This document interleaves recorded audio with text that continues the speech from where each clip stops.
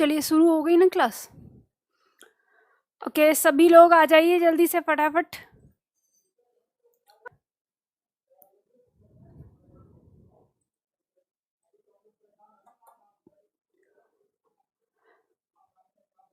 आप ये बताइए सबसे पहले सभी लोग कि आप लोगों ने अभ्यास किया था, और मुझे नहीं लगता कि आप सभी लोगों ने अभ्यास किया है।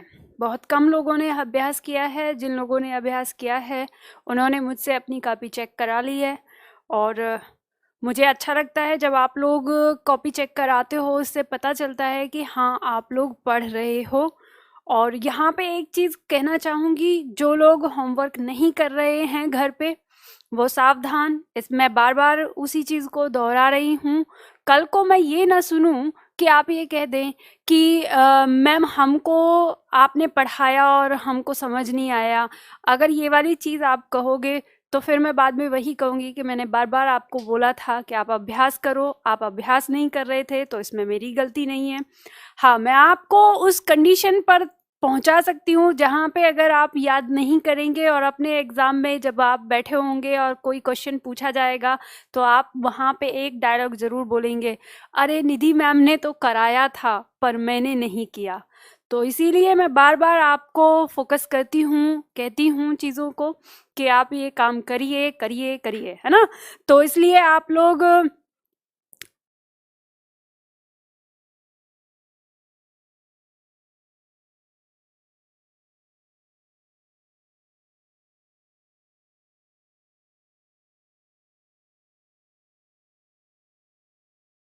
चलिए तो क्लास शुरू करते हैं। मैं थोड़ी सी बातें इसलिए बना रही हूँ ताकि सब लोग आप इकट्ठे हो जाएं, और रिवीजन करते हैं। हम सबसे पहले रिवीजन करते हैं। और रिवीजन कैसे करना है, आप अपनी कॉपी बंद कर दीजिए अभी के लिए, या पलट कर रख दीजिए। रिवीजन हमें ऐसे ही करना है, अपने दिमाग में करना है। हमने शुरुआत करी है संधि की, और संधि में हमने पढ़ा कि जो हमारी संधि है वो 3 प्रकार की होती है। आंखें बंद कर लीजिए अपनी, और अपनी जो क्लास आपने पढ़ी थी उस क्लास को रिमाइंड करिए। संधि 3 प्रकार की हमने पढ़ी थी, स्वर संधि, व्यंजन संधि और विसर्ग संधि। फिर हमने पढ़ा था कि स्वर संधि हमारी 5 प्रकार की होती है, जिसमें हमने पढ़ा दीर्घ संधि, गुण संधि, वृद्धि संधि, यण संधि और अयादि संधि। ये 5 प्रकार की हमने पढ़ी, और इनके बारे में हमें पता ही है। स्वर संधि कौन सी संधि थी हमारी, स्वर का मेल स्वर से हो रहा है तो स्वर संधि। विसर्ग व्यंजन संधि में हमने पढ़ा कि अगर किसी स्वर का मेल किसी व्यंजन से, या फिर किसी व्यंजन का मेल किसी स्वर से, या फिर किसी व्यंजन का मेल किसी व्यंजन से, तो वो व्यंजन संधि। और विसर्ग संधि में हमने पढ़ा था कि किसी विसर्ग का मेल किसी स्वर या किसी व्यंजन से हो तो वो विसर्ग संधि कहलाएगी। जब हमने स्वर संधि के 5 पार्ट पढ़े तो उसमें हमने सबसे पहले दीर्घ संधि पढ़ी। दीर्घ, दीर्घ नाम याद रखिए। कैसे याद रखना है आपको, हमने जो पढ़ा था, यानी कहें कि जो हमने 1-1.5 घंटे में पढ़ा था उसे हमें 5 मिनट में समरी करना है अब। तो दीर्घ संधि यानी दीर्घ, दीर्घ वर्ण, दीर्घ संधि, दीर्घ वर्ण, इस तरह से ध्यान रखिए। दीर्घ वर्ण कौन से हैं हमारे स्वरों में, तो हमको पता है कि हमारे स्वर में बड़ा आ, बड़ी ई, बड़ा उ, ये दीर्घ वर्ण कहलाते हैं। तो दीर्घ संधि का रिजल्ट क्या है, दीर्घ है। तो हमने इसमें क्या पढ़ा था, हमने पढ़ा कि यदि किसी छोटा है या कोई बड़ा अ, या आ छोटा छोटा आ, या बड़ा बड़ा आ, और इसी तरह से ई और इसी तरह से उ, अगर ये आपस में मिलते हैं तो रिजल्ट इनका क्या होता है, दीर्घ होता है। तो ये हमारी दीर्घ संधि थी। तो हमारा सीधा सिंपल सा एक फॉर्मूला हमारे दिमाग में क्या आ गया, जो हमें याद रखना है। हमें अपने दिमाग में ये याद रखना है, अगर इन दोनों में से कोई सा भी आपस में मिलता है, ठीक है, यहाँ पे आ जाए या यहाँ आ जाए, कैसा भी वो आप जानते हैं, तो क्या होगा, हमारा रिजल्ट दीर्घ होगा। अगर हमारी छोटी ई या बड़ी ई दोनों आपस में एक दूसरे से कहीं मेल करते हैं तो रिजल्ट क्या होगा, हमारा बड़ी ई होगा। और इसी तरह से हमारा छोटा ऊ और बड़ा ऊ अगर आपस में मेल करते हैं तो भी हमारा रिजल्ट क्या होगा, दीर्घ होगा। ये थी हमारी क्या, दीर्घ संधि। ठीक है, दिमाग में आ गया। आप लोगों ने अभ्यास किया होगा, बहुत सारे हमने एग्जाम्पल किए थे, वो सब आपने अभ्यास किए होंगे। अब इसके बाद बात करते हैं हम गुण संधि की। तो आपने एक बात ये सीखी थी, मैंने आपको बताया था कि संधि में एक नियम आपको याद रखना है, एक फॉर्मूला बना के रखना है कि यहाँ हमारा अंतिम स्वर, ठीक है, अंतिम स्वर नहीं, सॉरी, अंतिम वर्ण कहेंगे। ये हमारा प्रथम शब्द का अंतिम वर्ण, जिसका मेल किससे हो रहा है, द्वितीय शब्द के प्रथम वर्ण से, राइट। तो आपने दीर्घ संधि के अंदर तो अभी ये देखा कि अंतिम पे कोई अ हो सकता है, प्रथम पे कोई अ हो सकता है, या यहाँ पे आ हो सकता है, यहाँ आ हो सकता है, ठीक है, इस तरह से, या फिर यहाँ पर ए है और यहाँ पर भी ए हो गया, इस तरह से।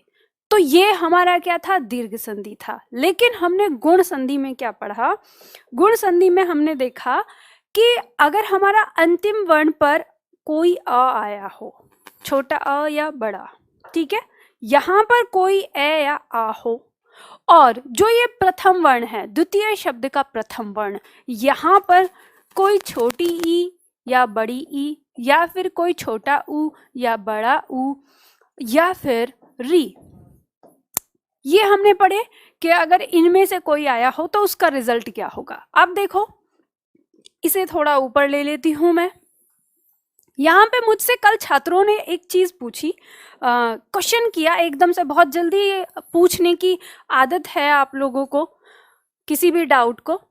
तो छात्रों ने इसमें पूछना क्या शुरू किया कि मैम ये ई आपने यहाँ बताई, अगर यहाँ आ गई तो यहाँ पे ई का मेल किससे हो रहा हो, अगर ऐसे हो रहा हो तो रिजल्ट क्या होगा। तो एक बात ध्यान रखना, अभी मैं आपको ये वाली कंडीशन बता रही हूँ प्रथम स्थान पे, यहाँ अंतिम में नहीं बताया, और अंतिम में बताएंगे तो ये हमारी संधि का प्रकार चेंज हो जाता है ना। स्वर संधि हमारी 5 प्रकार की है, तो हमें अभी तसल्ली रखनी है। अभी जो कंडीशन मैं बता रही हूँ उस कंडीशन को पहले आपको फॉलो करना है, ठीक। जब हमारी स्वर संधि खत्म हो जाए, लास्ट हो जाए, और तब आपका कोई डाउट बचे, तब आप पूछना कि मैम ये वाली स्थिति होगी तो फिर क्या रिजल्ट होगा। तो अभी हमने कल जो सीखा था वो बस ये सीखा था कि यदि यहाँ पर जो अंतिम वर्ण है हमारा, यानी प्रथम शब्द का जो अंतिम वर्ण है, यदि वहां पर हमारा कोई ए या आ हो और उसका मेल किससे हो रहा हो, किसी छोटी ई, किसी छोटे ऊ, मतलब छोटी बड़ी किसी से भी हो, या फिर री से, तो रिजल्ट हमारा क्या होगा। तो हमारा रिजल्ट ये था, अगर ई से मेल होगा तो ए बनेगा। अब इसको कैसे याद रखेंगे, तो इसको याद रखेंगे संयुक्त स्वर से। आपका दिमाग ना चाचा चौधरी से भी तेज चलना चाहिए। कैसे, मैंने आपको वर्णमाला में सिखाया था कि संयुक्त वर्ण बन रहे हैं आपके, किससे बने थे, छोटे अ और ई से बने थे ना। अब आपको पूरी तरह से वो फॉर्मूला याद नहीं रखना अपने दिमाग में, आपको सिर्फ वहां से हिंट लेनी है। हिंट क्या लेनी है, आप ये मान के चलो कि ये दोनों ना एक है, छोटा आ या बड़ा आ, कोई सा भी हो, है ना, ये दोनों क्या है, एक हैं, और ये छोटी ई और बड़ी ई, ये दोनों एक है। आपको बस अपने दिमाग में याद रखना है कि अ और ई मिलकर क्या बने थे, ए बने थे, पहला ये चीज आया। तो अब छोटा बने मतलब ए बने या आए बने, तो दोनों में से एक को हमें रखना है। तो ये दिमाग में मैं ये याद रखने वाली हिंट बता रही हूँ आपको, ये मत सोचना कि पता नहीं मैडम क्या बता रही है। सबका अलग अलग याद करने की कैपेसिटी होती है। जैसे कुछ लोग तो एकदम से याद रख लिए होंगे इसको, लेकिन कुछ लोगों को लग रहा होगा कि मैम हम भूल जाते हैं कि क्या यहाँ पे ए आएगा या ओ आएगा। तो वो वाली बात को याद रखने के लिए आपको ये तरीका बता रही हूँ कि चीजों को लिंक करो पीछे जो पढ़ के आए हो उस चीज से। जब आ के साथ ऊ का प्रयोग करते हैं तो यहाँ पर क्या आएगा, हमारा ओ आएगा, ठीक है। और फिर यहाँ पर इतना याद रख लो कि इसका उच्चारण जो है वो क्या होता है, र के समान होता है ना। जब हम इसे कहते हैं री, ये वाला उच्चारण बनता है। री का जो उच्चारण होता है, छोटी, इसमें बड़ी नहीं, छोटी ई, ये वाला साउंड जो होता है ना, ये वाला साउंड, यही साउंड है री का। तो अब इसका उच्चारण तो हम करते हैं री, मूर्धा स्थान से। तो आप इसको आसानी से जोड़ के देख सकते हैं, तो ऐसे याद रख सकते हैं। ये सिर्फ मैं याद रखने का तरीका बता रही हूँ आपको। जैसे आप किसी शब्द को याद करते हैं अंग्रेजी भाषा में, ट्रिक बना के याद करते हैं, तो ये वही तरीका है, ठीक। तो ये था हमारा गुण संधि। आप लोगों ने इसका अभ्यास किया होगा, अच्छे से किया होगा, और आपने मतलब इसका अभ्यास करके सारी चीजें सीख ली होंगी। आज हम करेंगे वृद्धि संधि। ठीक है, तीसरा पॉइंट है हमारा। तो चलो फिर वृद्धि संधि पे आते हैं हम।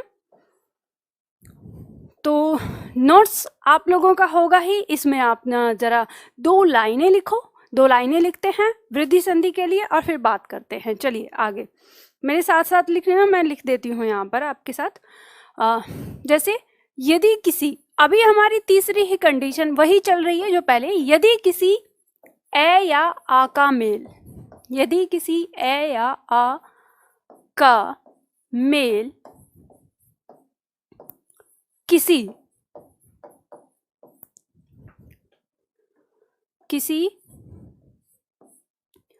ए या आय अथवा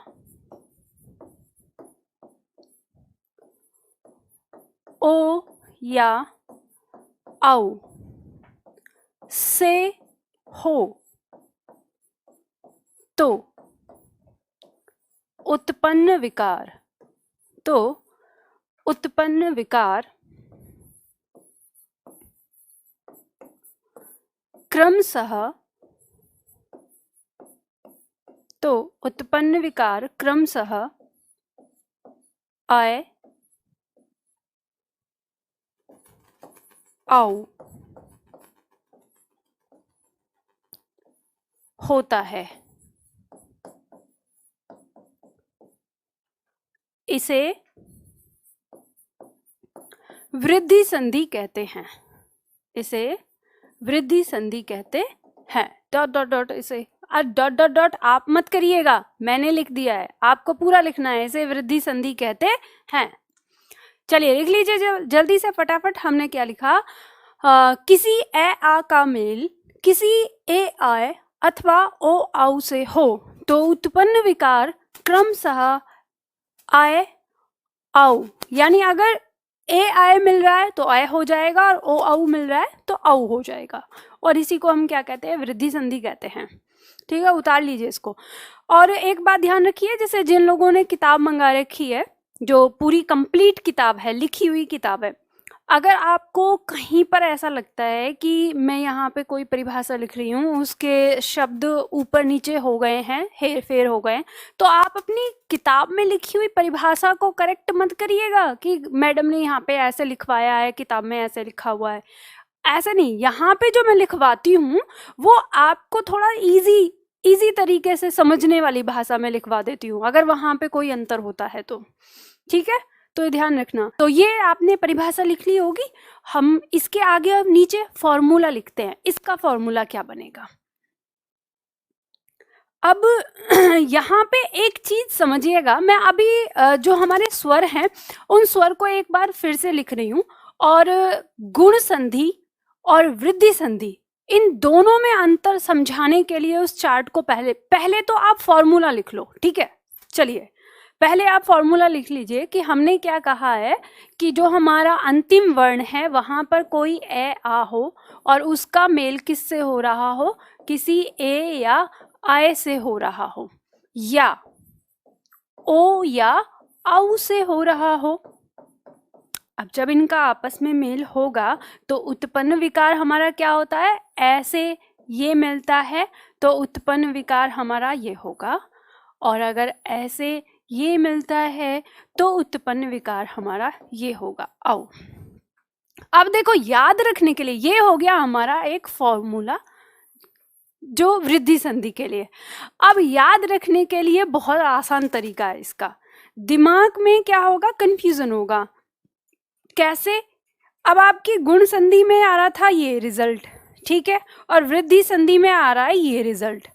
अब क्या होता है कि हमने आज तो याद कर लिया, हमें थोड़ी देर याद रहा, 2 4 5 दिन, और फिर 10 दिन के बाद हमारा दिमाग काम करना बंद कर देता है। दिमाग कहेगा यार वृद्धि संधि में ये था, या वृद्धि संधि में ये था, या गुण संधि में ये था, या गुण संधि में ये था। कंफ्यूजन क्रिएट हो जाता है। तो देखो, कंफ्यूजन होने ही मत दो। आप शब्दों से चीजों को याद रखो। आप ये बताइए, जब आप बचपन में वर्णमाला पढ़ते थे तो आपकी टीचर ने आपको इसे ऐसे पढ़ाया था ना, ये छोटा ए, ये बड़ा ए, ऐसे करके, पढ़ाया था ना, हालांकि वो पढ़ाना गलत था, लेकिन वो आपको संधि में काम करेगा।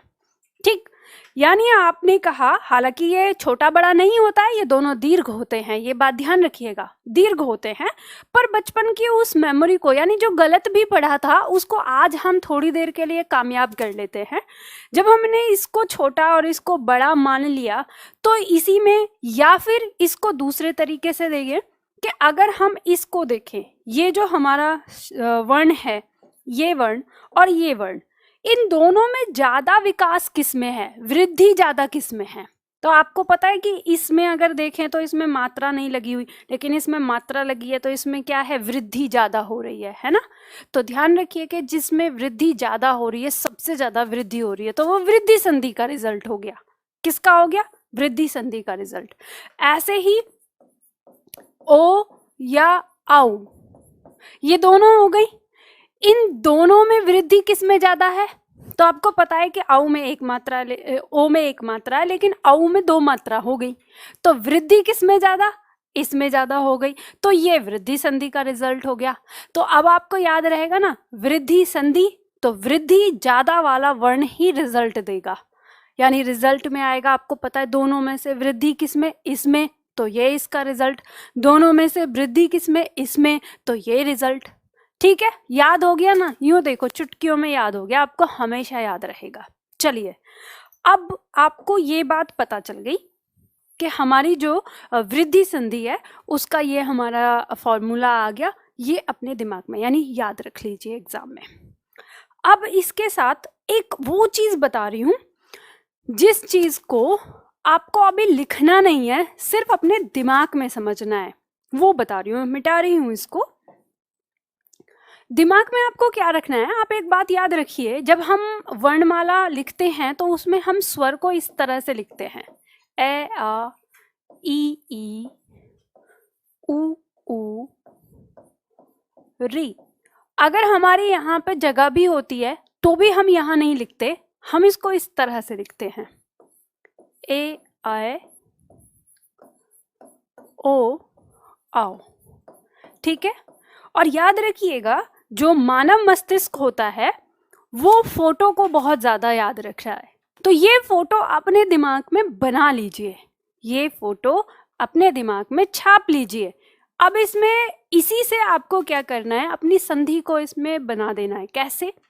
ये ए आ तो है अंतिम स्थान पे दोनों में, तो यहाँ पे प्लस कर दीजिए, और इसके साथ ये जो है, ये और ये आ गए, तो ये हो गई आपकी गुण संधि। क्या हो गई यहाँ पर? गुण संधि। ठीक है, आपको ये चीज पता चल गई। अब आपको पता है गुण संधि में यहाँ रिजल्ट क्या निकलेगा, तो यहाँ पे रिजल्ट निकलेगा ये, यहाँ पे क्या रिजल्ट निकलेगा? ओ वाला, और यहाँ पे क्या रिजल्ट निकलेगा? अर। ठीक है, अब वृद्धि संधि में आपको पहचान क्या करना है कि वृद्धि संधि में, दूसरा कलर ले लेते हैं इसमें, वृद्धि संधि में ये दोनों होते हैं अंतिम वर्ण पर, और इनका मेल किससे होता है? इनसे होता है। किन से? इनसे। इसमें या तो ये होगा या तो ये, इसे इस तरह से कर लो, कोमा यहाँ पे लगा लेंगे। ठीक है, ये दोनों होते हैं। इसमें रिजल्ट क्या निकलता है? वृद्धि में वृद्धि वाला रिजल्ट निकलेगा, इन दोनों में रिजल्ट क्या निकलेगा? वृद्धि में वृद्धि वाला निकलेगा। तो आप इसको नाम दे दें, ये क्या हो गया? वृद्धि संधि। अब इसमें कोई कंफ्यूजन नहीं होगा, आप चाहो तो अपनी रफ कॉपी पर अलग कहीं इनको ले, इसको उतार सकते हो या इसका स्क्रीनशॉट ले सकते हो। हालांकि अभी यहाँ पे आपका स्क्रीनशॉट नहीं आएगा, ठीक है, इस ऑडियो में, वीडियो में आपका स्क्रीनशॉट नहीं काम करता।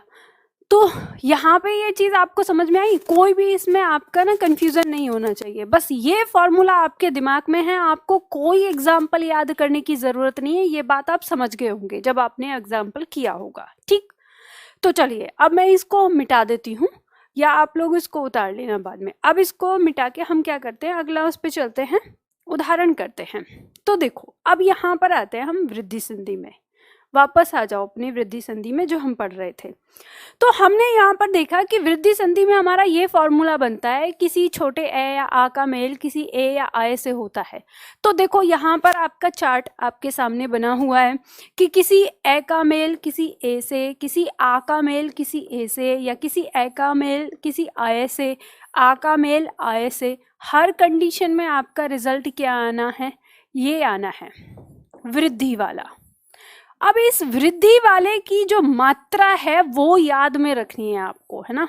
ये ध्यान रखिएगा। यहाँ एक पॉइंट बता देती हूँ, हमारे छात्रों को एक बहुत बड़ा कंफ्यूजन हो जाता है कि ये यहाँ पर ए आया है तो इस ए की मात्रा होती है एक मात्रा, और आय आया है तो इसकी मात्रा होती है ये दो मात्रा।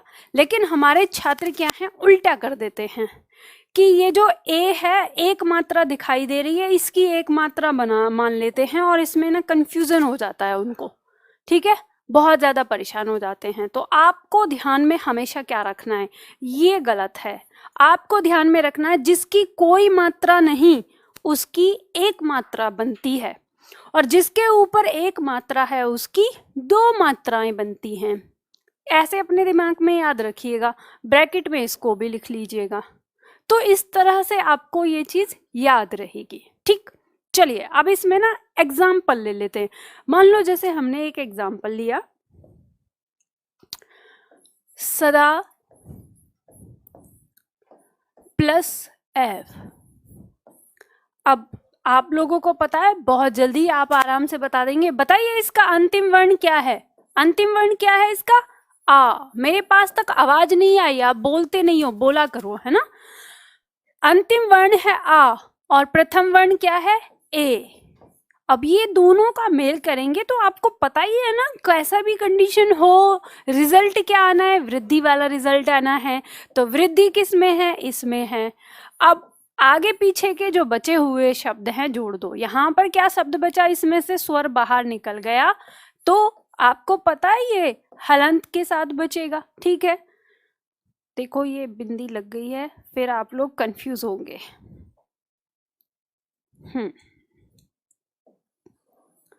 ये क्या हुआ, हलंत के साथ, ठीक है। तो ये हो गया हमारा सद। इसके बाद यहाँ पर क्या बचा, व बचा। अब इसको जोड़ दो। ये जो आपका आय है ये इस द को पूरा करेगा। कैसे, द पूरा कर दिया इसके साथ। अब बचा हुआ टुकड़ा, आगे क्या बचा, आ गया आपका शब्द। उतार लीजिए जल्दी से फटाफट, सदैव, ठीक है, जल्दी से उतारिए। अब इसके बाद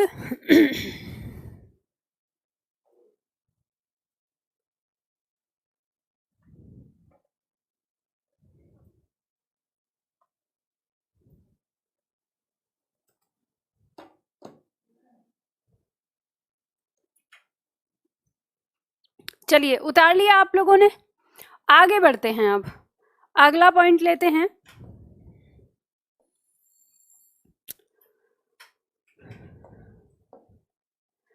अगला हमारा इसमें आएगा, यदि प्रथम अंतिम यानी प्रथम शब्द का अंतिम वर्ण जो है वहां ए आ आया हो, तो जो हमारा द्वितीय शब्द है उसके प्रथम स्थान पर ओ औ आया हो, रिजल्ट क्या आएगा, वृद्धि वाला आएगा। ये आप लोगों को पता ही चल गया है। अब चाहे ए का मेल ओ से हो, आ का मेल ओ से हो, ए का मेल औ से हो, या आ का मेल औ से हो, रिजल्ट हमेशा क्या आना है, औ ही आएगा। जैसे मान लो हम उदाहरण लेते हैं महा प्लस ओज। जैसे हमने उदाहरण लिया महा प्लस ओज। एक बात याद रखिएगा कि जो हमारी संधि होती है, इस संधि में जो ये दोनों शब्द होते हैं, ये प्रथम शब्द और द्वितीय शब्द, इन दोनों शब्दों का अपना अपना अर्थ होता है। और जब ये जुड़ के कोई नया शब्द बनाते हैं तो वो जो नया शब्द बन के आता है उसका भी वही अर्थ होता है जो ऊपर दिए हुए दोनों शब्दों का है। और इसका क्या अर्थ होता है, उन दोनों को मिलाकर अर्थ। कैसे, जैसे मान लो हमने सबसे पहला उदाहरण लिया था, अपनी संधि शुरुआत करी थी जब, कि हिम प्लस आल्य। तो तो हिम का अर्थ हो गया बर्फ और आलय का अर्थ हो गया स्थान। तो अब हिमालय का क्या अर्थ हो जाता है? बर्फ के होने का स्थान, यानी जहां बर्फ ही बर्फ है। तो हिमालय पे क्या है? बर्फ ही बर्फ है। तो ऐसे ही हमने पढ़ा जैसे पुस्तकालय, तो पुस्तक प्लस आलय से बना तो क्या हो गया वो? पुस्तकालय, मतलब वो स्थान जहां पे पुस्तक ही पुस्तक हो। तो ऐसे आपको शब्दों का अर्थ लेना है। तो जैसे अगर हम इसकी भी बात करें, ये शब्द है हमारा महा प्लस ओज, तो इससे शब्द बनेगा महोज। तो महोज का क्या अर्थ होगा? तो आपको पता होना चाहिए पहले कि महा का क्या अर्थ है और ओज का क्या अर्थ है। तो महा का अर्थ होता है महान, बड़ा, अधिक, ठीक है। और ओज का अर्थ होता है तेज, प्रभाव। तो अब महोज जो इससे शब्द बनता है उसका अर्थ हो जाता है जिसका बहुत ज्यादा प्रभाव हो। अब ये प्रभाव कैसे समझना है? जैसे मान लो आपने किसी देवी देवता की फोटो को देखा होगा, तो उनके जो सिर है उसके पीछे एक प्रकाशित ऑरा दिखाई देता है जो बना होता है, जिसे ऑरा भी बोलते हैं। तो वो जो दिखाई देने लगता है, जब चमकने लगता है, तेज किसी के चेहरे पर दिखाई देने लगता है, उसी अवस्था को, उसी चीज को कहते हैं महोज। यानी ऐसा किसी का तेज इतना बढ़ जाए कि वो चमकने लगे, प्रकाशित हो उठे, तो वही महोज कहलाता है। अब देखिए इसको करके देखिए। अंतिम वर्ण क्या है इसका? आ है।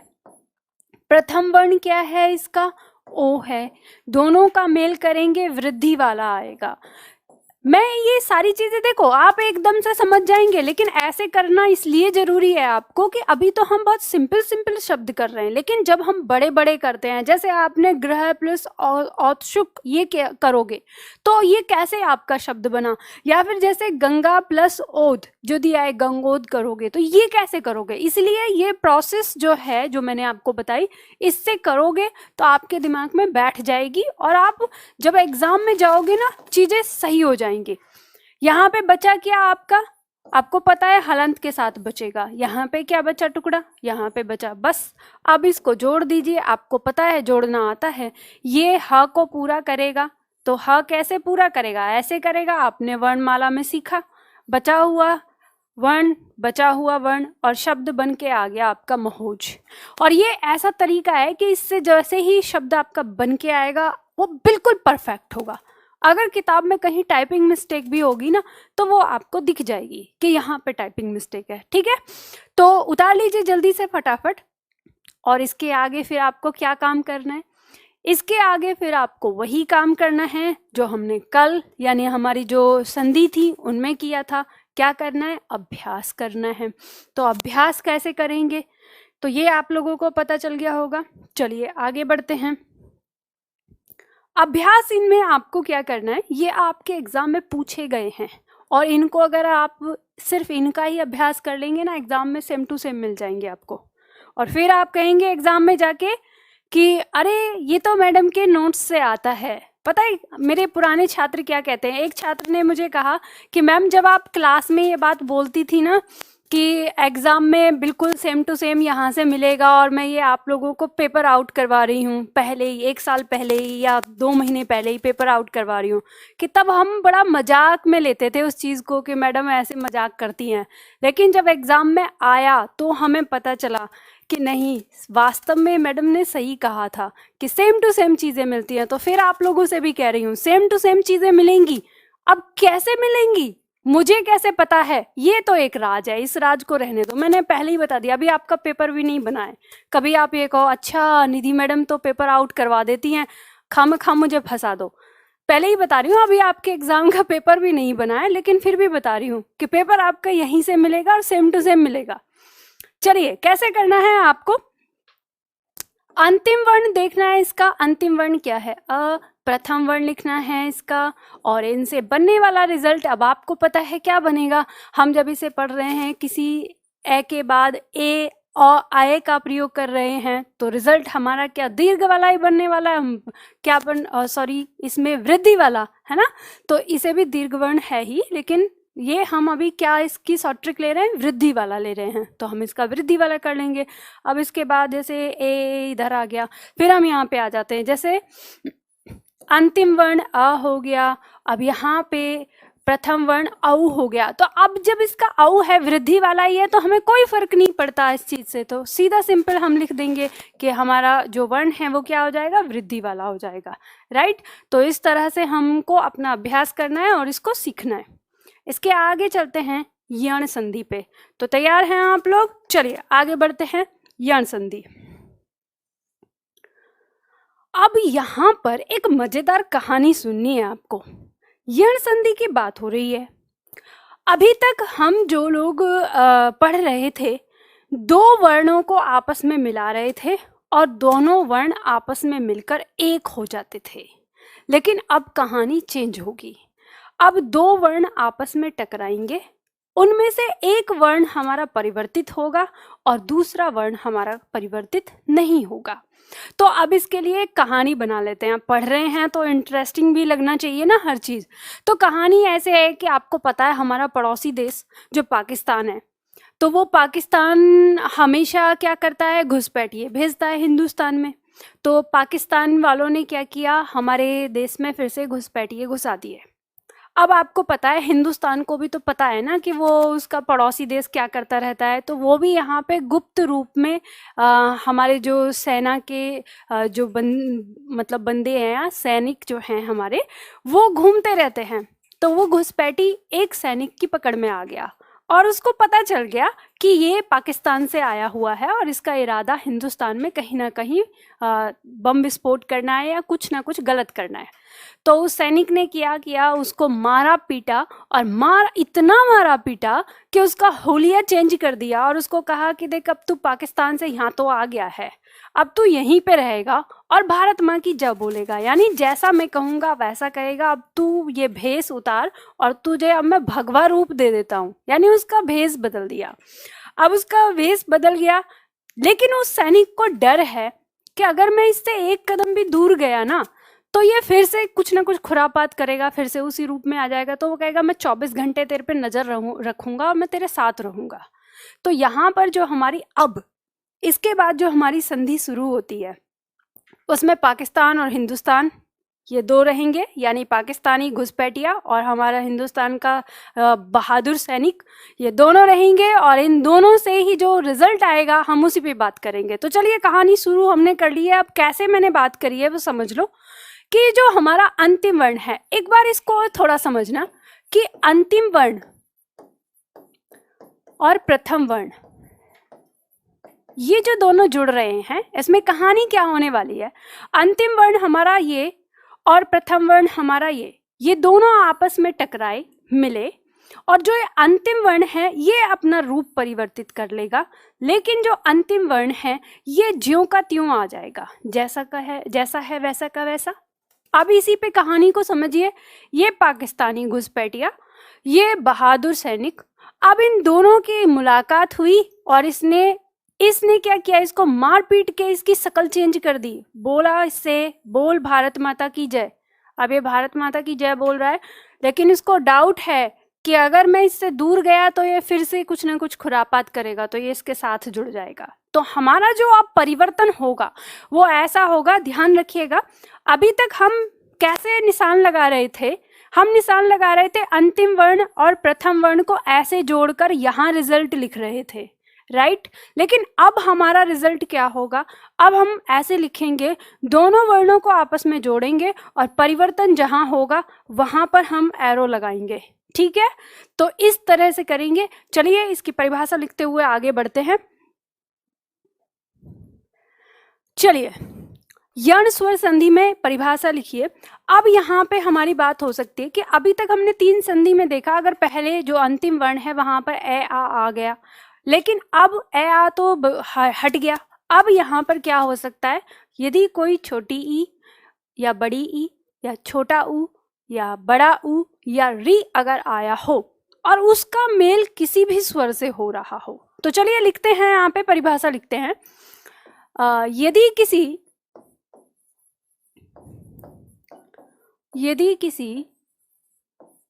ई ऊ ऊ री का मेल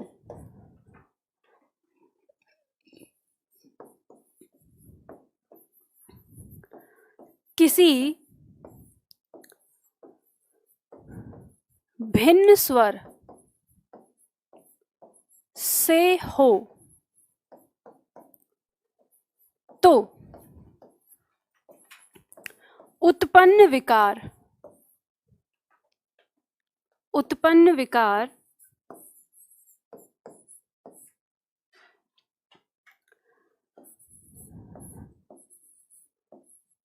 देखो, ये जो ई है इसका क्या हो जाएगा, ई का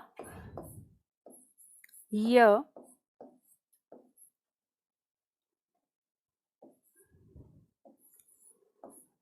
ऊ का व। अब इसके नीचे हलंत भी रहना है, ये ध्यान रखिए। तथा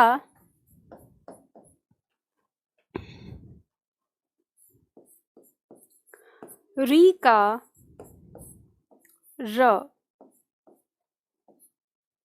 हो जाता है।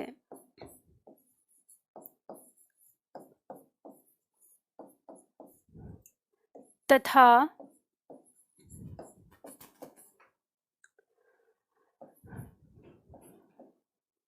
इसके बाद लिखिए आने वाला वर्ण करके, तथा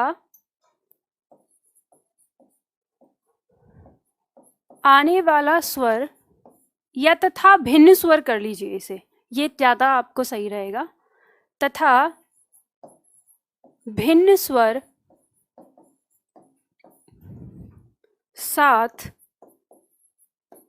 जुड़ जाता है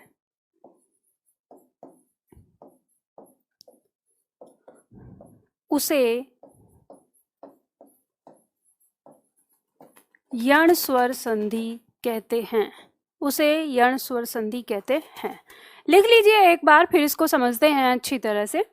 हमने क्या लिखा, यदि किसी ई उ री का मेल किसी भिन्न स्वर से हो तो उत्पन्न विकार ई का य, उ का व तथा री का र हो जाता है, तथा भिन्न स्वर साथ जुड़ जाता है, उसे हम यण स्वर संधि कहते हैं। ठीक है, फटाफट से ये लिख लीजिए। अब इसका हम फॉर्मूला बनाएंगे। नीचे आप लोगों के यहाँ पे स्पेस आप लोग छोड़ना है ना। चलिए अब इसका फॉर्मूला बनाते हैं। इसका फॉर्मूला क्या बना है, इसका फॉर्मूला बनेगा, यहाँ पर हम बात कर रहे हैं कि यहाँ पर ई उ या री, और इसका मेल किससे हो रहा है, किसी भिन्न स्वर से हो रहा है। अब ये क्या कर रहे हैं, ये आपस में मेल कर रहे हैं। देखिए इनका मिलान होगा, लेकिन परिवर्तन कहाँ पे हो रहा है, परिवर्तन हो रहा है यहाँ पर। पहले इसमें जो ये ई है ये बदल रहा है य में, ये जो ऊ है ये बदल रहा है व में, और ये जो री है ये बदल रहा है र में, और ये जो यहाँ भिन्न स्वर है ये ज्यों का त्यों आ जा रहा है। ये हमारा एक फॉर्मूला बन गया। ठीक है, ये हमारा फॉर्मूला बन गया। चलिए इसको उतार लीजिए जल्दी से, जो हमने फॉर्मूला बनाया है।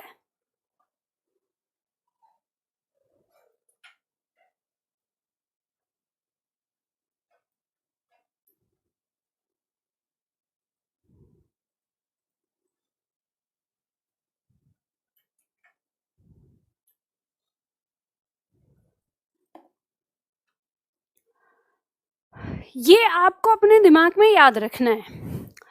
अब यहाँ पर एक बात आपको समझनी होगी, ये जो यण संधि है इसमें हमारे सामने अभी ये जो परिवर्तन आया य व और र, यण संधि और अयादि संधि में हमारा ये परिवर्तन होता है। इसे हमें गौर से समझना है, ध्यान से समझना है। तो इसको थोड़े से विस्तार से करेंगे। ये आप लोगों ने लिख लिया होगा। अब यहाँ पर समझिए, देखिए नीचे यहाँ पर बना के दिया हुआ है, ये आपका यहाँ पर डायग्राम बना हुआ है, लेकिन मैं चाह रही हूँ कि मैं इस चीज को एक बार आपको विस्तार से समझा दूं। मतलब ये क्या कहना चाहता है। जैसे हमारा ये तो रिजल्ट यहाँ पे दिया है, चलिए देखिए इसको विस्तार से समझने की कोशिश करते हैं। यहाँ पर ये कहना क्या चाहता है, इसने हमसे कहा कि अगर हम मान लो पहले फर्स्ट की बात करें, हम छोटी ई और बड़ी ई की बात करें, ये छोटी ई या बड़ी ई का मेल किससे हो रहा है, किसी भिन्न स्वर से हो रहा है। अब ये भिन्न स्वर का जो मतलब यहाँ पर आया है, भिन्न स्वर, ठीक है। तो यहाँ पे हमारा रिजल्ट क्या आ जाएगा, तो यहाँ पर ये जो छोटी ई है ये क्या हो जाएगा हमारा, यह हो जाएगा छोटी या बड़ी, और यहाँ पर जो हमारा भिन्न स्वर है वो ज्यों का त्यों आ जाएगा, यानी ये वाली चीज है। अब इसको विस्तार से समझ लेते हैं। यानी इसका कहने का मतलब ये है कि यदि आपकी यहाँ पर छोटी ई या बड़ी ई का इनमें से कोई हो और उसका मेल किससे हो रहा हो, किसी अ से हो रहा हो, तो यहाँ क्या होगा, ये जो ई है ये बदलेगी यहाँ य में, और ये जो अ स्वर है ये इसके साथ ऐसे जुड़ जाएगा, तो बराबर रिजल्ट क्या हो गया, यह हो गया ना। अब समझिएगा, अब आप अपने पेन चलाना बंद कर दीजिए और यहाँ पर ध्यान दीजिए, ठीक है। उसी तरह से यहाँ पर ई आया कोई, और यहाँ पर मेल किससे हुआ, किसी बड़े आ से हुआ, तो आपको पता है ना यहाँ पर रिजल्ट क्या होगा, यह आएगा, और यहाँ पर स्वर क्या है, जो यहाँ स्वर है वही मिल जाएगा, तो फाइनल रिजल्ट क्या होगा, यह आ जाएगा ना। बिल्कुल सही ना। चलिए आगे बढ़ते हैं। ऐसे ही अगर हमारा यहाँ पर ये ई हो गया और इसका मेल हम किसी ई से करेंगे, तो यहाँ पर हमारा रिजल्ट क्या हो जाएगा, यह हो जाएगा, और यहाँ पर हमने इस ई को लिख लिया और बराबर फाइनल रिजल्ट हमारा क्या हो जाएगा, यह हो जाएगा, ठीक है।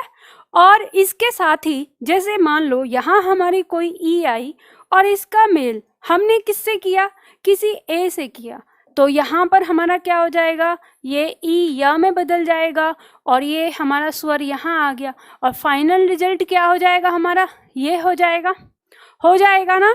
जरा एक बार मुझे बता दो, बिल्कुल समझ में आ रहा है ना आपको, कहीं कोई दिक्कत तो नहीं, कहीं कोई गड़बड़ तो नहीं। जो मैंने ये बताया तो इसी तरह से हम कर लेंगे यहाँ पर, जल्दी से बताइए।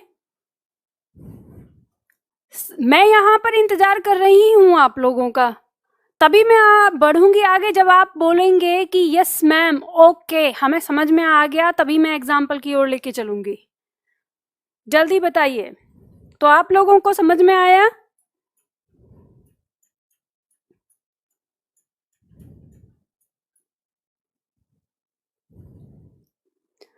Yes ma'am, okay okay okay, all clear. रुको, आप सभी लोग गलती कर रहे हो, मैंने यहाँ पे गलती की है। एक बात याद रखना, आगे जितने भी दिन हमारी क्लास करो, मैं जब भी किसी एक चीज को सामने लिख दूं और आपसे बार बार कहूं कि ओके है सब कुछ सही है, ओके है सब कुछ सही है, बताओ मुझे, तो याद रखना जो सामने लिखा हुआ है उसमें कहीं कोई ना कोई गलती है, और मैम उस गलती की तरफ हमारा ध्यान आकर्षित करना चाहती हैं, इसलिए लिखे हुए बोर्ड पर जो लिखा हुआ है उसमें गलती खोजना शुरू कर दो। और मैं बार बार इसीलिए बोल रही हूँ, अब सब लोग फटाफट से बोल रहे हो ओके मैम, यस मैम, आ गया समझ में। अरे इतनी बड़ी गलती है जो गलती आप एग्जाम में करने जा रहे हो, इसलिए मैंने यहाँ पे पहले किया है, क्योंकि वो गलती मैं आप लोगों को यहीं पे करवा लूंगी ताकि एग्जाम में आप उस चीज के लिए रेडी हो जाओ, तैयार रहो, गलती ना करो। क्या गलती है, गलती देखो, जल्दी से आपको चेक करना है। अभी अभी मैंने आपको बताया कि इस ई का मेल किससे होगा, भिन्न स्वर से होगा। किससे होगा, भिन्न स्वर से, और उसी का विस्तार मैं आपको यहाँ पर लेकर चली। इस ई का मेल आ से हो रहा है, तो भिन्न स्वर है ना दोनों आपस में। इस ई का मेल आ से हो रहा है, तो दोनों भिन्न स्वर है ना।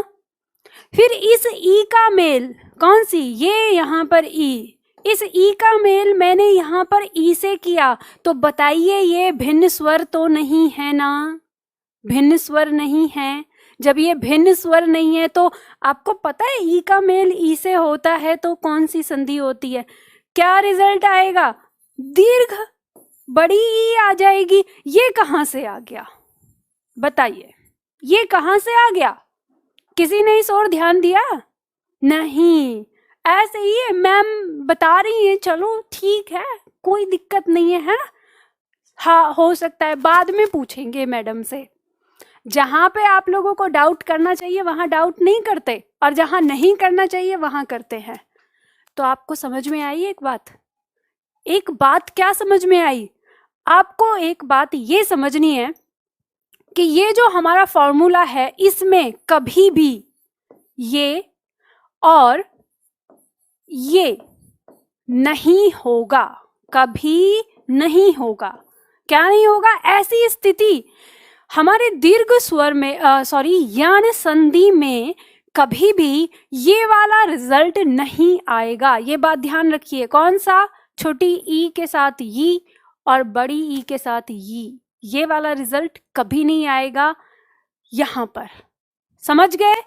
तो सही क्या है? अब सही यहाँ पर देखिए, जो चार्ट आप लोगों को दिया हुआ है, हमने यहाँ पर किया है कि हमारा ई का मेल ऐसे हो रहा है, आ से हो रहा है, तो रिजल्ट हमारा ये आ रहा है।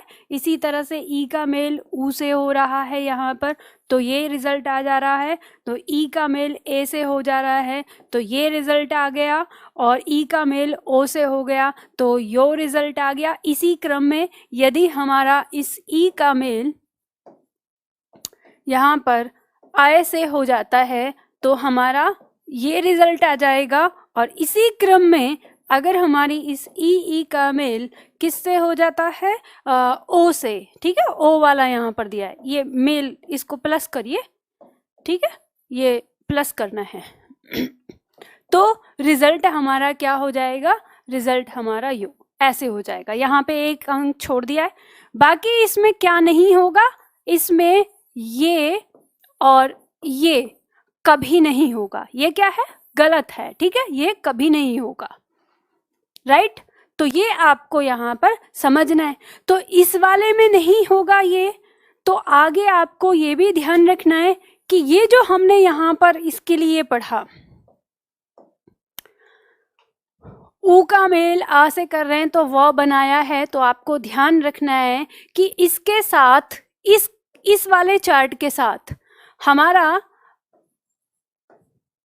वो और वो, ये वाली कंडीशन कभी नहीं होगी, राइट? इसमें ये चीज समझ लेनी है, ये वाली कंडीशन कभी नहीं होगी। क्यों नहीं होगी? क्योंकि हमें पता है ऊ के साथ, इनमें से अगर किसी ऊ के साथ यदि ऊ का मेल होगा यहाँ पर, यानी फिर दोबारा, तो क्या हो जाएगा? सेम हो जाएगा, तो दीर्घ होता है, ठीक है, तो क्या बन जाएगा? तो दीर्घ होता है, तो ये दीर्घ संधि में चला जाएगा, तो ये इसका हिस्सा नहीं होगा। ध्यान रखिएगा, किताबें आपको ये वाली चीज नहीं बताती, और जब ये किताबें ये वाली चीज नहीं बताती तो आपके दिमाग में उलझन बनी रहती है। तो अब आप लोगों को समझ में आ गया। बस अब फटाफट से इसके एग्जाम्पल देख लो। ये चीज मुझे समझानी थी, अब आप लोग सीख गए हो, और मैं उम्मीद करती हूँ कि अब लाइफ में आप कम से कम ये वाली गलती तो नहीं करोगे, है ना? चलिए आगे बढ़ते हैं। उदाहरण ले लेते हैं हम। इसमें पहला उदाहरण करते हैं हमारी भिन्न स्वर के साथ। एक उदाहरण लेते हैं हम, जैसे हमने उदाहरण लिया अति प्लस अधिक।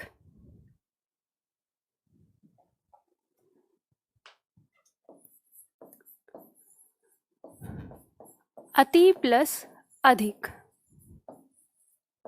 अब आपको पता है, आप स्मार्ट हो चुके हो। अंतिम वर्ण क्या है? जल्दी से बोलो, फटाफट, आवाज नहीं आई। अंतिम वर्ण छोटी ई। प्रथम वर्ण क्या है? प्रथम वर्ण है अ। आपको पता है ना, अंतिम वर्ण ई है और प्रथम वर्ण अ है, तो ये क्या है? ये पाकिस्तान से आया घुसपैठिया, ये बहादुर सिपाही, दोनों का मेल होगा, तो ये इसको मार कूट के इसका रूप परिवर्तित कर देगा। और रूप परिवर्तित आपको पता है क्या करेगा? या में बदल देगा। ये था यहाँ पे पाकिस्तानी, यहाँ पे इसको हिंदुस्तान की नागरिकता दिलवा दी, ठीक है, यहाँ पे इसको परिवर्तित कर दिया। अब इसको पता है तो ये इसके साथ आ जाएगा ज्यों का त्यों। अब यहाँ पे क्या टुकड़ा बचा, यहाँ पे टुकड़ा बचा था ये। आप चाहो तो पूरा का पूरा शब्द ज्यों का त्यों लिख सकते हो, लेकिन मैंने समझाने के लिए इसे बाहर निकाला तो हमने ऐसे टुकड़ा कर लिया। ठीक, यहाँ पर क्या बचा, यहाँ पर आपको पता है ये बचेगा हलंत के साथ, राइट। अब यहाँ पर देखो, इसको जोड़ दो, अब आपको जोड़ना आता है। ये जो अ है इस व्यंजन को पूरा करेगा, तो ये तो व्यंजन हो गया पूरा, राइट। अब यहाँ पे बचा हुआ टुकड़ा फिर आपने यहाँ पर लिख दिया। अब यहाँ पे आपको पता ही ये त के बाद यहाँ तो कोई स्वर ही नहीं है, तो ये त क्या है, आधा आ जाएगा और ये यहाँ आ जाएगा और शब्द क्या हो गया आपका, अत्यधिक हो गया। अब बहुत सारे लोग आपको बताते हैं मैं तुम्हें ऐसी संधियों की ट्रिक बताऊंगा कि आपको 2 मिनट में याद हो जाएगी और जिंदगी में कभी नहीं भूलोगे, वगैरह वगैरह बहुत सारे चीज बोलते हैं। क्या कहते हैं, आपको पता है यण संधि में जब शब्द के बीचों बीच आपको कहीं पे य दिखाई दे या व दिखाई दे और उससे पहले कोई वर्ण आधा दिखाई दे तो वो आपकी यण संधि होती है।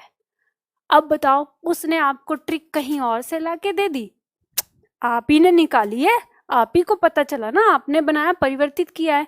तो ट्रिक व्रिक कुछ नहीं होती, ट्रिक व्रिक सिर्फ समझ होती है। जब आप किसी शब्द को अच्छी तरह से समझ लेते हैं ना, तो वही समझ आपकी क्या होती है, वो ट्रिक होती है और वो आप अपनी ट्रिक खुद बना सकते हैं। जैसे अभी अभी आपने बनाई, जब इसका यहाँ पर स्वर बाहर निकला और ये स्वर बदल गया व्यंजन में और ये पीछे स्वर है ही, तो स्वर का काम है व्यंजन को पूरा करना और ये बेचारा व्यंजन तो आधा ही रह गया, तो ये आधा रह गया तो इसको सहारा भी तो यही देगा ना।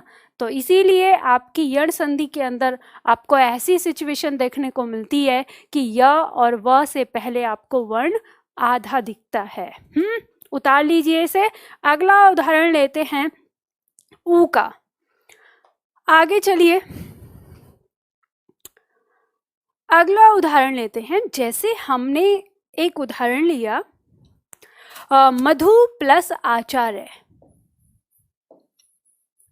मधु प्लस आचार्य आपके एग्जाम में बहुत ज्यादा पूछा जाने वाला उदाहरण है ये। आपको पता है, जल्दी से बोलो, अंतिम वर्ण क्या है इसका, छोटा ऊ।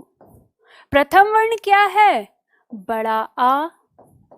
दोनों का मेल होगा, रूप परिवर्तित किसका होगा, सिर्फ ऊ का होगा, ठीक है। तो यहाँ पर क्या हो जाएगा, वह हो जाएगा। ये जो बचा है ये क्या, ज्यों का त्यों उतर जाएगा। यहाँ पर जो बचा उसे भी ज्यों का त्यों उतार लीजिए। यहाँ पर क्या बचा, तो आपको पता है यहाँ पर बचेगा ये हलंत के साथ, ठीक है, हलंत के साथ। अब इसको जोड़ दीजिए। अब इसको पूरा क्या करना है, ये जो आ है इस व को पूरा कर देगा, व के साथ मात्रा के रूप में आ गया। बचा हुआ शब्द उतार दीजिए। यहाँ पर ध हमारा आधा रह गया तो बेचारा ध ऐसे सहारा लेगा इसके साथ। अब शब्द क्या बन गया, मध्वाचार्य। आ गया ना। चलिए, ये चीज समझ में आ गई अब आप लोगों को। जल्दी से उतारिए फटाफट। और एक तीसरा भी देखते हैं। तीसरा हमारा रीका आ जाएगा। तो ये चीज आपको समझ में आ गई। अब इसके बाद अगला उदाहरण लेते हैं। मिटा देती हूं मैं, समझ में आ रहा है ना आप लोगों को। चलिए, तीसरा। मुझे अंदाजा नहीं लगता कि आप लोग कितनी देर में उतारते हो। क्या आप लोग उतार लेते हो जिस स्पीड से मैं चलती हूँ, या फिर आप लोगों को बहुत ज़्यादा तेज़ दौड़ना पड़ता है। देखिए, यहाँ आप लोगों को एक बात और मैं बता देती हूँ। अगर मान लो किसी छात्र को ऐसे लिखने में, जैसे हम यहाँ पर मैं बोलती हूँ जिन चीज़ों को, अगर उन्हें लिखने में परेशानी हो रही है और आपको अगर ऑब्जेक्टिव एग्ज़ाम की तैयारी करनी है और आप सही चीज़ें सीखना चाहते हैं, तो आप बुक मंगा लीजिएगा। एक बुक है हमारी जो हस्तलिखित के नाम से है, और वो क्लास की नोट्स जो हैं वो पूरी बुक है, वो तो आप स्टाफ से बात कर लीजिएगा, फ़ोन नंबर जो आपको दिया हुआ है उस पर, और आप वो बुक मंगा सकते हैं। तो उससे आपको ये मदद मिल जाएगी कि आप यहाँ पे लेक्चर देखिए, लेक्चर से चीज़ों को समझिए, और किताब से आपके पास एक पूरे कंप्लीट नोट्स आ जाएंगे। तो उससे क्या होगा कि आपकी जो पढ़ाई है वो सही हो जाएगी। और अगर आप नोट्स नहीं बना पाते हो अपने स्तर पे या दिक्कत होती है तो आपको साफ सुथरे नोट्स बने हुए मिल जाएंगे। ठीक, चलिए तो इसमें हम उदाहरण लेते हैं। जैसे हम एक उदाहरण लेते हैं, हमने उदाहरण लिया मात्र प्लस आज्ञा। मात्र प्लस आज्ञा। अब यहाँ पे अंतिम वर्ण क्या है, जल्दी से फटाफट बोलना है आपको। अंतिम वर्ण क्या है, री। प्रथम वर्ण क्या है, आ। दोनों का मेल करेंगे तो आपको पता है ना ये किस में परिवर्तित होगा, ये किस में परिवर्तित होगा, र में परिवर्तित हो जाएगा। अब यहाँ पर थोड़ा सा ध्यान दीजिएगा क्योंकि हमारे वर्ण में परिवर्तन आएगा, तो यहाँ पर इसलिए फोकस रखिए। तो अब ये जो हमारा आ है ये ज्यों का त्यों उतर गया, यहाँ पे बचा हुआ जो शब्द है वो आ गया। यहाँ पर क्या बचा, हमारे पास बचा ये हलंत के साथ, राइट। अब जैसे हम करते आए हैं वैसे कर देंगे। ये जो आ है इस र को पूरा करेगा, र पूरा हो गया, यहाँ पर बचा हुआ शब्द आ गया। अब आप यहाँ देखिए ये जो त है ये हमारा आधा आ गया और ये हमारा ऐसे आ गया। लेकिन आपको पता है हम र के आगे कोई भी वर्ण आधा नहीं लगाते। इसको समझिएगा कैसे, जैसे हमारा कोई भी र वर्ण है, इस र वर्ण के आगे अगर कोई भी वर्ण आधा है, ना ही तो हम ऐसे लिखते, ठीक है, ना ही हम ऐसे लिखते। कभी आपने ऐसे लिखा हुआ देखा है, या ना ही हम ऐसे लिखते, कभी ऐसे नहीं लिखते। तो हम इसको कैसे बनाते हैं, अगर ये ऐसे होता है, ऐसे होता है, तो हम इसको कैसे करते हैं, ऐसे बना देते हैं। पदेन रूप र का याद आ रहा है आपको, मैंने पढ़ाया। अगर ऐसे लिखा हुआ है तो इसको ऐसे लिख देते हैं, पदेन रूप र का। अगर ऐसे लिखा हुआ है तो हम इसे ऐसे लिख देते हैं, समझ गए ना। तो अब ये वाली चीज जो है इसी को यहाँ पे हमें क्या समझना है, ये मैंने आपको पढ़ाया। आप देखो, आपको एक बात याद आएगी, जब आप संधि पढ़ रहे हो ना तो आपको वर्णमाला की कुछ चीज जो पहले पढ़ाई है बेसिक, वो सब यहाँ पे आती है। और वर्तनी में जो मैंने चाहे वो र का रूप पढ़ाया है, चाहे द का रूप पढ़ाया है, चाहे ह का रूप पढ़ाया है, चाहे वर्ण विच्छेद पढ़ाया है, वो सारी चीज आपको यहाँ पर देखने को मिल रही है। तो अब देखिए यहाँ क्या होगा कि ये जो है ये हमारा त क्या करेगा, इस त के नीचे ये र ऐसे आ जाएगा और ये आ ऐसे आ जाएगा, और ये शब्द हमारा क्या हो जाएगा, मात्रा आज्ञा। आप ऐसे लिखें इसको। अब ये जो त्र है आप चाहो तो इसे ऐसे बनाओ, चाहो तो आप इसको ऐसे बनाओ, दोनों सही होते हैं, ठीक है। दोनों ही आपके ये लेखन रूप कह देते हैं, ये प्रिंटेड रूप हो जाता है। इस त्र का मतलब भी क्या होता है, आधा त और र। अब ये चीज आपको यहाँ पर ध्यान रखनी होगी। अगर ऐसे लिखा है तो ये भी सही है, लेकिन आपका मानक रूप क्या है, प्रचलित रूप ये है, तो आपको इसे ऐसे लिखना पड़ेगा, मात्रा आज्ञा, ठीक है। उतार लीजिए इसको, इसके साथ साथ आपको आगे चीज बताऊंगी, ये आपको पता चल गया होगा।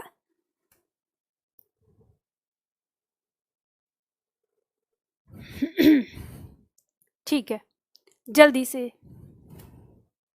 उतार लीजिए फटाफट। उतर गया होगा। देखो जब आप लोग क्लास में होते हो ना, तो ऑफलाइन क्लास में मैं जिस समय मैं बोर्ड पे लिख रही होती हूँ उस समय मैं आप लोगों को लिखने नहीं देती।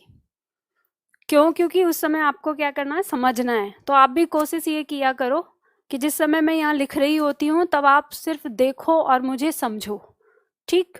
चलिए आगे बढ़ते हैं। अब यहाँ पर देखिए, यहाँ पे आपको सारी चीजों को लिखना है। अब यहाँ आप ना एक काम करिए, इसमें ना एक बड़ा ही ट्विस्ट वाला एक शब्द है, आपको उसे लिखना है।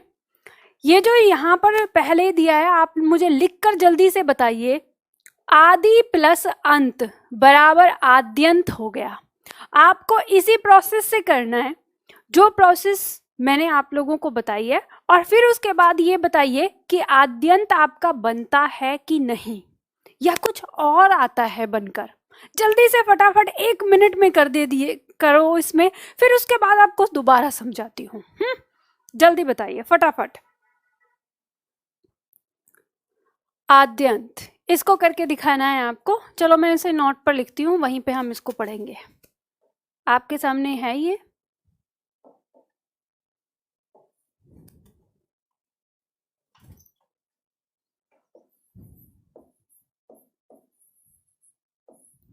आदि प्लस अंत बराबर शब्द हमारा क्या बन के आ रहा है? आद्यंत बन के आ रहा है। आद्यंत का अर्थ होता है शुरुआत से लेकर अंत तक। शुरू से लेकर अंत तक। और जल्दी से फटाफट मुझे बता दीजिए, मैं इंतजार कर रही हूँ कि आपने सॉल्व किया कि नहीं। अब आपको क्या बताना है, आप पूरा लिख के आप नहीं बताएंगे, टाइपिंग में थोड़ा टाइम लग सकता है आपको बताना है आप कर पाए या कुछ और दूसरा आपका आंसर आ रहा है। आंसर आपका आद्यंत आ जाता है या नहीं आता, या आपका दूसरा आ रहा है। आप कर पा रहे हैं या नहीं कर पा रहे हैं, बस ये आपको मुझे लिख कर भेजना है। आपको मुझे बताना है कि आप कर पा रहे हैं या नहीं कर पा रहे हैं। मैं वेट कर रही हूँ आपको चीज़ों का, जल्दी से फटाफट बताइए। ओके, कर पा रहे हैं, हो गया। अगर चलिए मैं आप लोगों को बता देती हूँ, अगर आप नहीं कर पा रहे हैं तो आप कहाँ तक पहुँच रहे हैं ये मैं आपको बताती हूँ। आपने किया होगा इस तरह से, अंतिम वर्ण निकाला होगा, अंतिम वर्ण है ई। प्रथम वर्ण निकाला होगा, प्रथम वर्ण है अ। दोनों का मेल किया, ई परिवर्तित होगा किसमें? य में। और ये अ ज्यों का त्यों आ जाएगा, पीछे बचा हुआ टुकड़ा ज्यों का त्यों लिख देंगे। आगे क्या बचा? जब द के बाद से ई बाहर निकाल लिया तो यहाँ पे बचा हमारे पास इतना टुकड़ा, राइट। आपने किया होगा इस अ ने य को पूरा कर दिया होगा, यह पूरा हो गया, बचा हुआ टुकड़ा यहाँ लिख लिया।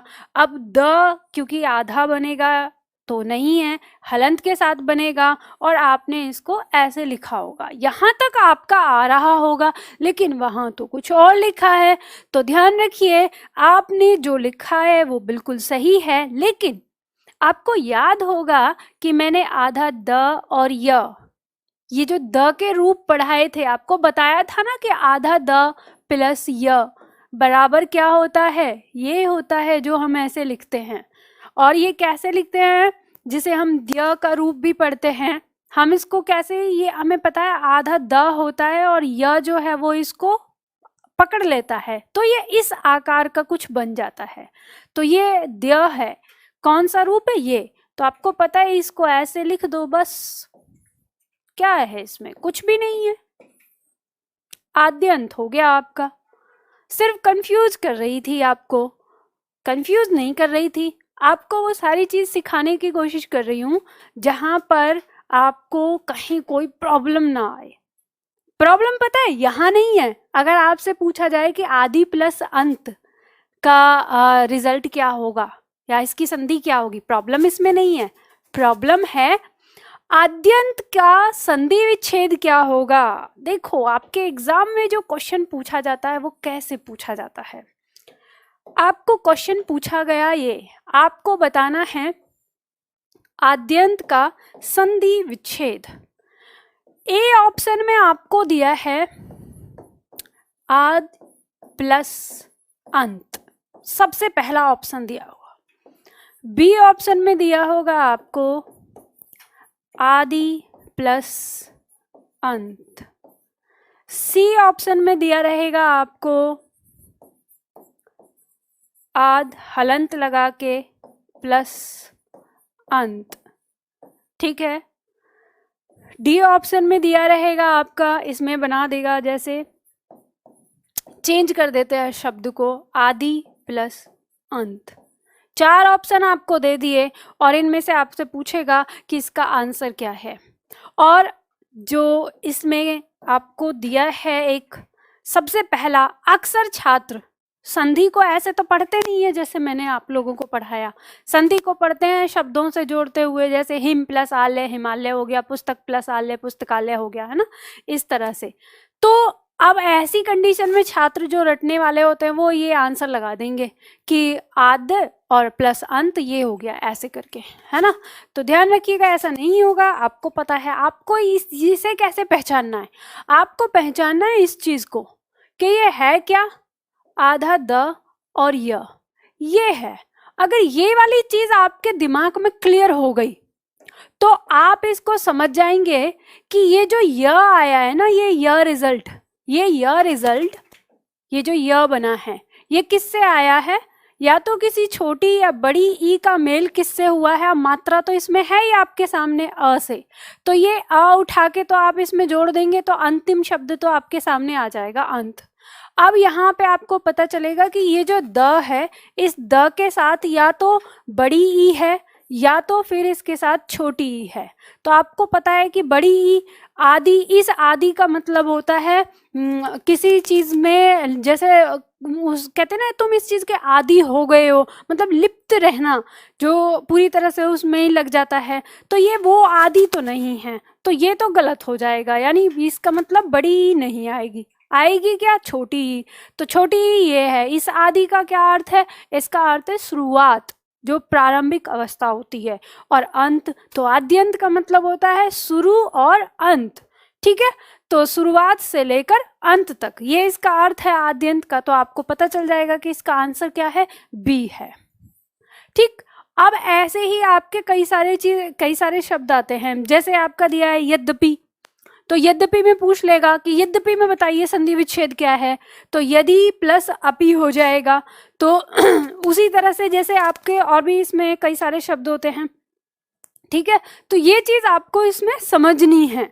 चलिए यहाँ पर आते हैं, आप लोग समझ गए होंगे। एक क्वेश्चन और मुझे आप लोगों को बताना है, वो दीर्घ संधि का है। अभी मैं उस पर लौट के आती हूँ, पहले आपको इसमें यहाँ पर बताते हैं हम। इसमें अब आपको क्या करना है, वही काम करना है जो हमने दीर्घ संधि में किया, गुण संधि में किया। इनको पूरा करना है और लिख के चेक करवाना है, अंत तक जाएंगे। अब जैसे मान लो यहाँ पर मुझे एक चीज दिखानी थी आपको। यहाँ आप देखेंगे कि जो हमारा त्र यानी जो हमारा री आ रहा है वो यहाँ आ रहा है, और री में हमारा क्या आ रहा है, लास्ट में अधिकतर हमें ये देखने को मिल रहा है। कुल मिला के हमारे यही शब्द होते हैं जो हमारे एग्जाम में पूछे जाते हैं। तो अक्सर कुछ हमारे स्मार्ट लोग जो होते हैं ना, वो ट्रिक भी बना लेते हैं। वो कहते हैं शब्द के बीचों बीच आपको अगर त्र दिखाई दे रहा है ना, वो यण संधि का होता है, ऐसे बना लेते हैं। तो ये ट्रिक ना कभी कभी आपको झटका भी दे सकती है। तो मेन आपको क्या समझना है, आपको ये समझना होता है ट्रिक में कि यदि किसी शब्द में सॉरी इसे हमने वैसे लिख दिया, ऐसे लिखो, यदि किसी शब्द में य, व और र ये दिखाई दें और इनसे पहले कोई वर्ण आधा हो तो वो यण संधि की होने की संभावना होती है। अब ये भी आपको पता है ना, र तो पूरा है और त आधा है, यही तो है ये, ठीक है। आप लोग बड़े स्मार्ट हो गए हो, आपने हिंदी को जड़ से सीख लिया है। अब कोई कैसे भी घुमा फिरा के पूछे, आप बहुत आसानी से बता देंगे। और अब आप रट्टू तोता नहीं हैं, आप रट नहीं रहे, हिंदी को समझ रहे हैं। और मुझे ये बताइए कि आप लोगों को मजा भी आ रहा होगा हिंदी को इस तरह से पढ़ने में, और आपको एकदम से ऐसा लग रहा होगा कि आज की क्लास में कुछ नया मिलने वाला है, आज की क्लास में फिर कुछ नया मिलने वाला है। तो अगर आप ऐसे सोच के पढ़ते हैं ना हिंदी को, तो बहुत अच्छे से, और मैं कोशिश यही करती हूँ कि आपको कुछ नया ही चीज़ दूँ, और एक ऐसा दूँ बहुत आसान बना के और बहुत अच्छी तरह से, ताकि आप सीख पाएँ। चलिए इसी क्रम में एक नई चीज़ और आप सीख लो आपके एग्जाम में, जहाँ पे क्वेश्चंस गलत होने की संभावना होती है या जहाँ पे आप चक्कर खा सकते हैं। सारी आपकी गलतियों को मैं यहीं पे इसी क्लासरूम में ख़त्म करवा दूंगी। एग्जाम हॉल में गलती करने की संभावना मैं आप लोगों को छोड़ूंगी नहीं। आपके एग्जाम में एक क्वेश्चन पूछा गया, छात्रावास का संधि विच्छेद बताना है आपको, छात्रावास का, राइट। ऑप्शन दे रही हूँ, आंसर मुझे बताइएगा, सब लोग इसमें पार्टिसिपेट करिएगा। आंसर क्या होगा ये आप लोगों को बताना है, और इसी के साथ फिर हम आगे अपनी क्लास कल करेंगे। तो आंसर आपको इसका देना है, और ध्यान रखिएगा एग्जाम में आया हुआ है, इसमें आपको 2 ऑप्शन सही लगेंगे। सबसे पहला ऑप्शन, ए ऑप्शन लेते हैं। ऑप्शन दिया है आपका छात्र प्लस आवास। बी ऑप्शन है छात्रा प्लस आवास। सी ऑप्शन है छात्र प्लस आवास। और डी ऑप्शन है छात्रा प्लस आवास। जल्दी से आंसर बताइए, ए बी सी डी इनमें से कौन सा आंसर होगा? आंसर आया ए सही ही है, सॉरी सी, फिर सी, अब सी, नो मैम सी होगा। चलो अच्छी बात है, आप लोगों ने उस चीज़ को समझने की कोशिश की। ए तो नहीं होगा, अब सी होगा या बी होगा ये तो अभी पता चलेगा, लेकिन आप लोगों ने जो ए आंसर दिया, दीर्घ संधि सी, ए। देखिए सबसे पहले यहाँ पर ध्यान दीजिए आप लोग, आवास शब्द नहीं होता, ये गलत हो गया तो ये ऑप्शन ही कट गया, तो ए तो आपका इसी से कट गया, ठीक है। आवास भी नहीं होता तो डी कट गया। अब बचे आपके 2, आवास आवास, ये तो सही है, छात्रा भी सही है और छात्र भी सही है। अब एक बात बताइए कि जहाँ पे छात्राएं रहती हैं उसको भी छात्रावास कहते हैं, और जहाँ पर छात्र रहते हैं उसको भी छात्रावास कहते हैं। तो आप कैसे आंसर लगाएंगे इसका कि बी या सी? आंसर कैसे देंगे बताइए? छात्रावास, यहाँ पर ये भी तो हो सकता है छात्राओं के लिए रहने का आवास, छात्रावास, ठीक है, तो जरूरी नहीं कि छात्र। अब यहाँ पर आपके सामने 2 चीजें आ रही हैं, और एग्जाम में आपको ये चीज एकदम से परेशान कर देती है कि अब आंसर ए लगाऊं, मतलब बी लगाऊं या सी लगाऊं। सही तो दोनों है, ये भी सार्थक शब्द, ये भी सार्थक शब्द, ये भी दोनों सार्थक शब्द हैं। अब क्या होगा रियल में? और अर्थ भी, छात्राओं के रहने का स्थान भी छात्रावास कहलाता है, और छात्रों के रहने का स्थान भी छात्रावास कहलाता है। तब ऐसी कंडीशन में आपको ध्यान रखना है हमारे सामाजिक परिवेश का। सामाजिक परिवेश हमारा क्या है वो ध्यान रखिए, और ये इस क्वेश्चन के साथ साथ आपके और भी कई सारी चीजें यहाँ पे आपकी क्लियर होंगी, ठीक है। बात करेंगे हम लिंग की। हम अगर अपने भारतीय समाज की बात करें तो पितृ प्रधान समाज है हमारा। तो पितृ प्रधान समाज है कि जब अगर मान लो कहीं पर अगर लिंग निर्धारित ना हो रहा हो कि वो स्त्रीलिंग है या पुल्लिंग, तो वहां पे हम पुल्लिंग को प्रधान मानते हैं, ठीक है।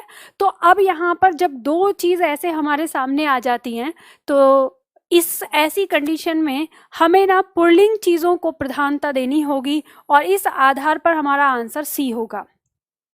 मैम समझ में नहीं आया, आपने क्या बताया ये चीज़, फिर दोबारा से बताइए। तो देखिए समझिए, जैसे मान लो अगर मैं कहूँ कि वहाँ पर छात्राएं खड़ी हैं, वहाँ पर छात्राएं खड़ी हैं, तो बताइए कि इससे आपको क्या समझ में आएगा? आपको समझ में आ जाएगा कि वहाँ पर सिर्फ और सिर्फ लड़कियां खड़ी हैं, ठीक है ना। लेकिन अगर मैं कहूँ कि वहाँ कुछ छात्र खड़े हैं, वहाँ कुछ छात्र खड़े हैं या वहाँ छात्र खड़े हैं, तो उस जगह पर लड़की भी तो हो सकती है ना छात्रों में, तो बिल्कुल हो सकती है। तो अब यहाँ पर ध्यान देना है कि जो हमारा पुल्लिंग शब्द होता है, कुछ जो पुल्लिंग शब्द किसी जन समूह को संबोधित करने वाला अगर पुल्लिंग शब्द है, तो उसमें स्त्रीलिंग भी चलती है। यानी उसमें अगर वहाँ सपोज करो वहाँ 10 लोग खड़े हैं, 10 स्टूडेंट खड़े हैं, उनमें से 8 छात्र हैं और 2 छात्राएं हैं, तो उनके ग्रुप को हम छात्र कह सकते हैं। लेकिन अगर कहीं पर 8 छात्राएं हों और 2 छात्र हों तो उस ग्रुप को भी हम छात्र ही कहेंगे, छात्राएं नहीं कहेंगे। छात्राएं कब कहेंगे? जब 10 की 10 हमारी लड़कियां ही होंगी तब। तो ऐसी कंडीशन में जब ऐसा प्रश्न आपके सामने आ जाए तो आपको जो पुल्लिंग रूप जो है उसी को सही रखना होगा। ठीक है, तो इस तरह से आपकी बहुत सारी चीज़ें यहाँ पर क्लियर होती हैं। जैसे मान लो प्रधानमंत्री शब्द है, अब प्रधानमंत्री शब्द आपका क्या है, एक इसमें अगर हम लिंग निर्धारण करने आए तो भाई प्रधानमंत्री तो महिला भी हो सकती है, प्रधानमंत्री तो पुल्लिंग भी पुरुष भी हो सकता है। तो लेकिन अगर ऐसी स्थिति आ गई है तब हम इसको क्या मानेंगे? तब हम करेंगे कि ये हमारा पुल्लिंग में आएगा। सबसे पहले हम उसको पुल्लिंग में रखते हैं कि प्रधानमंत्री शब्द क्या है, अपने आप में पुल्लिंग है। लेकिन अगर उस प्रधानमंत्री पदवी पर या उस पद पर कोई महिला है तो हम महिला प्रधानमंत्री कहेंगे, अगर उसका स्त्रीलिंग बनाएंगे तो।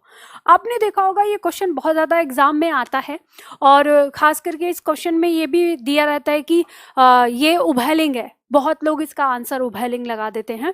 ध्यान रखिएगा, जो लोग इसका आंसर उभयलिंग लगाते हैं वो हमारी हिंदी भाषा को पूरी तरह से समझते ही नहीं है। वो बिल्कुल मतलब ये समझो कि जो अगर आयोग ने भी, 1-2 आयोग ने भी इसका आंसर उभयलिंग दिया है तो जो भी इस शब्द का आंसर उभयलिंग देता है वो हमारी हिंदी भाषा को समझा ही नहीं है। मतलब ये समझो हिंदी भाषा उसने पढ़ी ही नहीं है, उसे आती ही नहीं, बिल्कुल भी नहीं आती हिंदी। आप कहोगे मैडम ऐसे क्यों बोल रही हो? मैं इसलिए बोल रही हूँ क्योंकि हिंदी भाषा में लिंग केवल और केवल 2 प्रकार के होते हैं, स्त्रीलिंग, पुल्लिंग। तीसरे प्रकार का लिंग तो हिंदी में है ही नहीं। और जब हिंदी भाषा में तीसरे प्रकार का लिंग है ही नहीं तो ये उभयलिंग कहाँ से आ गया? है ना, समझ रहे हो? तो ये बात ध्यान रखिएगा, एक सटीक हिंदी और सही हिंदी जो है उसको ही पढ़िएगा। आज के लिए इतना ही ज्ञान काफ़ी है, आज यहीं पे बंद करते हैं। लास्ट में मैंने आपके डाउट थोड़े ऐसे लिए हैं इसीलिए कि ताकि आपको चीज़ें कुछ समझ में आए। तो हमने संधि कहाँ तक पढ़ी है? आज हमने यण संधि तक पढ़ी है। वहाँ तक आपको जो होमवर्क दिया है वो कंप्लीट करके लाइएगा कल पूरे तैयार, और फिर इसके आगे फिर हम कल करेंगे।